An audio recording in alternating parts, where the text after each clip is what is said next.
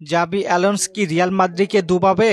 সম্প্রতি এই কথাটি অনেক আলোচনা হচ্ছে অ্যাটলেটিকো মাদ্রিদ থেকে 5 গোল হজম করার পরে থেকে। কিন্তু গত রাতে চ্যাম্পিয়ন লিগের ম্যাচে 5-0 গোলে জিতে যায় রিয়াল মাদ্রিদ। সত্যি কি জাবি অ্যালোন্স রিয়াল মাদ্রিদে স্থায়ী হতে পারবে না? তিনি রিয়াল মাদ্রিদকে ডুবাবে? চলেন এই নিয়ে বিস্তারিত দেখে আসি।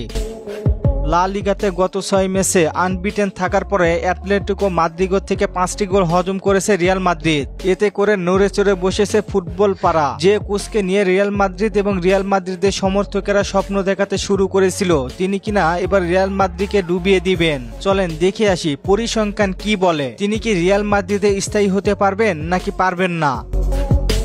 রিয়াল মাদ্রিদে স্থায়ী হবার জন্য রিয়াল মাদ্রিদকে নিয়ে অবশ্যই ট্রফি জিততেই হবে।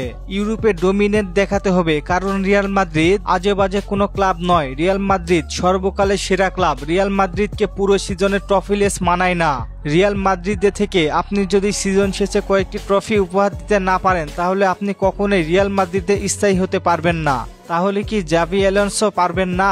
এবার আসি, জাবি অ্যালোন্স কি ট্রফি উপহার দেওয়ার ক্ষমতা রয়েছে? উত্তরটি হচ্ছে হ্যাঁ। জাবি অ্যালোন্স যদি বায়ার লেভারকুসেনের মতো একটি দলকে নিয়ে ট্রফি জিততে পারে, তাহলে রিয়াল মাদ্রিদের মতো দলকে নিয়ে কেন নয়? বায়ার লেভারকুসেনকে নিয়ে যদি বুন্দেসলিগাতে ডমিনেন্ট দেখাতে পারে, 41 ম্যাচ অপরাজিত থাকতে পারে, সেই 41 ম্যাচ অপরাজিত থেকে ট্রফি জিততে পারে, তাহলে রিয়াল মাদ্রিদে অবশ্যই পারবে।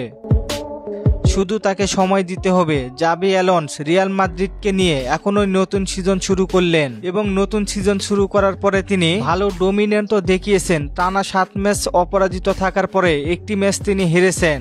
তবে সিজনের এখনো অনেকটা বাকি, অনেকটা পথ পাড়ি দেওয়ার বাকি আছে তার। সামনে আরো অনেক বিগ ম্যাচ রয়েছে। সিজন তো মাত্র শুরু হয়েছে। সিজনের প্রথম থেকে লা লিগার টেবিলের 1 নম্বরে ছিল রিয়াল মাদ্রিদ। সেই দিন অ্যাটলেটিকো মাদ্রিদের কাছে হেরে তালিকায় 2 নম্বরে চলে গিয়েছে তারা। তবে কোনো সমস্যা নেই, লা লিগার মাত্র 6টি ম্যাচ শেষ হয়েছে। লা লিগায় আরো অনেক ম্যাচ রয়েছে।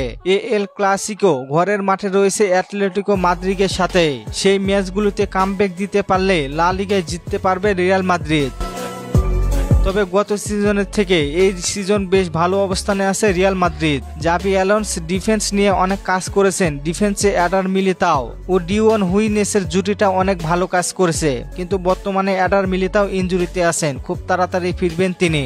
লা লিগায় ছোট ছোট দলগুলোর বিপক্ষে রিয়াল মাদ্রিদ সব ম্যাচেই জয় পেয়েছে। বোঝা যাবে তখনই যখন তারা বড় দলের বিপক্ষে খেলবে। ওয়েফা চ্যাম্পিয়ন লিগে জুভেন্টাসের সাথে ম্যাচ রয়েছে, লিভারপুলের সাথে ম্যাচ রয়েছে। এই ম্যাচগুলোর পারফরমেন্স বলে দিবে জাবি অ্যালোন্স কি রিয়াল মাদ্রিদে স্থায়ী হতে পারবে নাকি পারবেন না।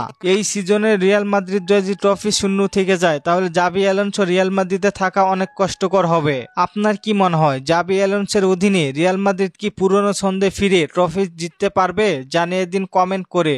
আর ফুটবলকে নিয়ে নতুন কোনো প্রশ্ন থাকলে করতে পারেন, পরবর্তী ভিডিওতে রিপ্লাই করব। ধন্যবাদ।